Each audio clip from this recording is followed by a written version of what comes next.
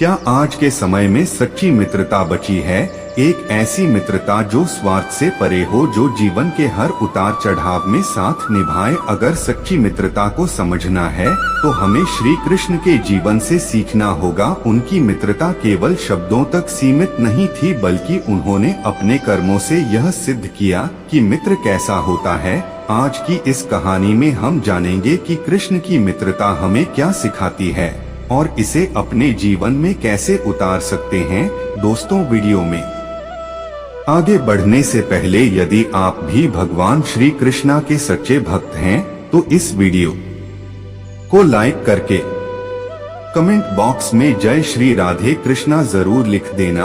और दोस्तों, यदि आपने अभी तक हमारे चैनल कर्म प्रवाह को सब्सक्राइब नहीं किया है तो चैनल को भी सब्सक्राइब कर लेना, ताकि आने वाली वीडियो सबसे पहले आपको मिल पाए। तो चलिए आज की प्रेरणादायक वीडियो को शुरू करते हैं। द्वारका नगरी के राज्य सिंहासन पर विराजमान भगवान श्री कृष्ण और दूसरी ओर गरीब ब्राह्मण सुदामा बचपन में दोनों एक ही गुरुकुल में पढ़े थे, लेकिन समय बीतने के साथ सुदामा गरीबी में डूब गए और भगवान श्री कृष्ण एक महान सम्राट बन गए। एक दिन सुदामा अपनी दरिद्रता से परेशान होकर कृष्ण से मिलने द्वारका पहुँचे। रास्ते भर वे सोचते रहे कि राजा कृष्ण उनके जैसे गरीब को पहचानेंगे भी या नहीं। वे अपने मित्र के लिए उपहार में चावल लेकर गए, जो उनकी पत्नी ने बड़ी कठिनाई से जुटाए थे। जब वे द्वारका पहुँचे तो कृष्ण ने अपने मित्र को देखकर दौड़कर गले लगा लिया। वे जमीन पर बिछे कालीन को छोड़कर सुदामा के गंदे पैरों को अपने हाथों से धोने लगे। यह देखकर वहां मौजूद हर कोई चौंक गया। सुदामा के मन में संकोच था, लेकिन श्री कृष्ण ने जबरदस्ती उनके लाए हुए चावल खाए और कहा, यह दुनिया का सबसे स्वादिष्ट भोजन है।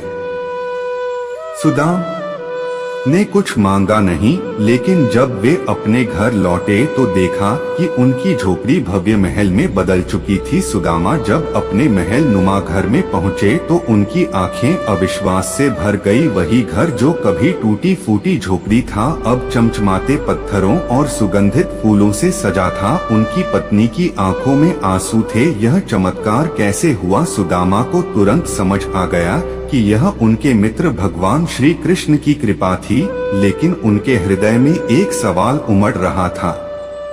कृष्ण ने बिना मांगे ही इतना सब कुछ दे दिया, लेकिन फिर भी उनसे कुछ नहीं कहा। कुछ दिनों बाद सुदामा अपने मित्र कृष्ण से मिलने के लिए फिर से द्वारका पहुँचे। इस बार ना तो उनके पास कोई उपहार था, ना कोई संकोच, बस एक हृदय भरा हुआ था प्रेम और कृतज्ञता से। जब वे कृष्ण के महल में पहुँचे तो कृष्ण उन्हें देखकर मुस्कुराए और बोले, मित्र, अब किस चीज की कमी रह गई जो फिर से चले आए? सुदामा भावुक होकर बोले, मित्र, आपने मेरे बिना मांगे ही मुझे सब कुछ दे दिया, लेकिन क्या यही मित्रता है? मित्र तो सुख दुख में साथ होते हैं। मैंने जीवन भर केवल अपनी समस्याओं के बारे में सोचा, लेकिन कभी आपके विषय में नहीं सोचा। आप तो एक राजा हैं, आपको भी तो कई परेशानियां होंगी, फिर भी आपने मेरी चिंता की। भगवान श्री कृष्ण मुस्कुराए और बोले, मित्रता लेन देन नहीं होती, यह बस निस्वार्थ प्रेम का रिश्ता होता है। जो अपने सुख देहक से ऊपर उठकर मित्र की चिंता करता है, वही सच्चा मित्र होता है। सुदामा समझ गए कि श्री कृष्ण ने उन्हें केवल धन नहीं दिया, बल्कि जीवन की सबसे बड़ी सीख दी। सच्चा मित्र वह नहीं जो सिर्फ हमारी जरूरत में काम आए, बल्कि वह होता है जो बिना किसी कारण भी हमारे जीवन में बना रहे। दोनों मित्र गले लगे और तभी से सुदामा ने निर्णय लिया कि वे हमेशा अपने मित्र श्री कृष्ण की तरह निस्वार्थ प्रेम का पालन करेंगे।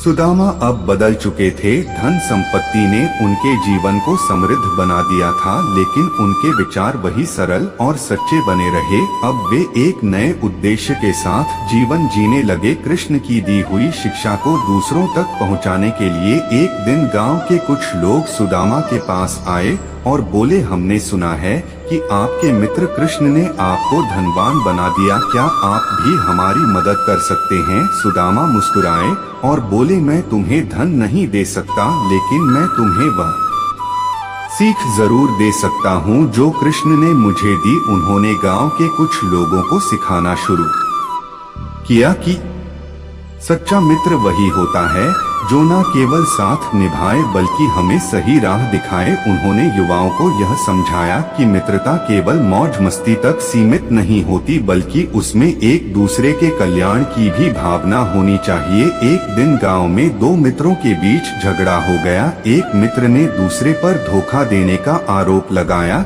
जब वे सुदामा के पास पहुँचे तो सुदामा ने उनसे एक सवाल किया, अगर तुम्हें अपने मित्र से कोई आशा ना हो तब भी क्या तुम उससे मित्रता निभा सकते हो? दोनों मित्र चुप हो गए। वे समझ गए कि उनका झगड़ा स्वार्थ के कारण था। सुदामा ने उन्हें समझाया कि मित्रता में अपेक्षाएं कम होनी चाहिए और समर्पण अधिक। वो दोनों मित्र सुदामा के बातों को ध्यान से सुना और वहां से चले गए। दोनों मित्र को समझ आ गया कि मित्रता में लेन देन, जलन या इन सब चीजों के लिए जगह नहीं होता। दोनों मित्र आपस में गले मिले और सदा मित्रता निभाने का प्रण लिया। इधर द्वारका नगरी में भगवान श्री कृष्ण को जब यह समाचार मिला कि सुदामा उनकी शिक्षा को आगे पढ़ रहे हैं तो वे मन ही मन प्रसन्न हुए।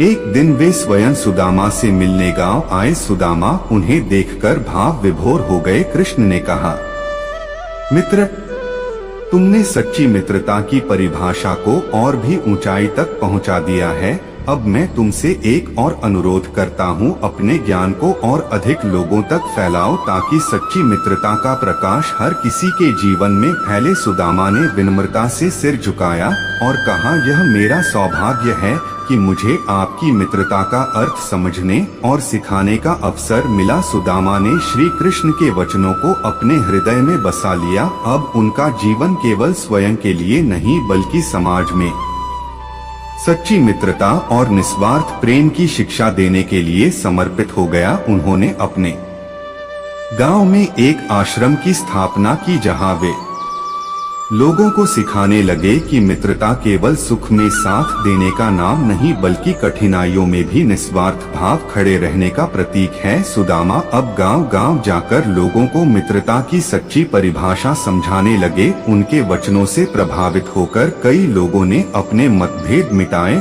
और निस्वार्थ प्रेम की भावना को अपनाया। समय बीतता गया और एक दिन जब सुदामा वृद्ध हो गए तब श्री कृष्ण स्वयं उनके पास आए। उन्होंने सुदामा का हाथ थामा और मुस्कुराकर बोले, अब समय आ गया है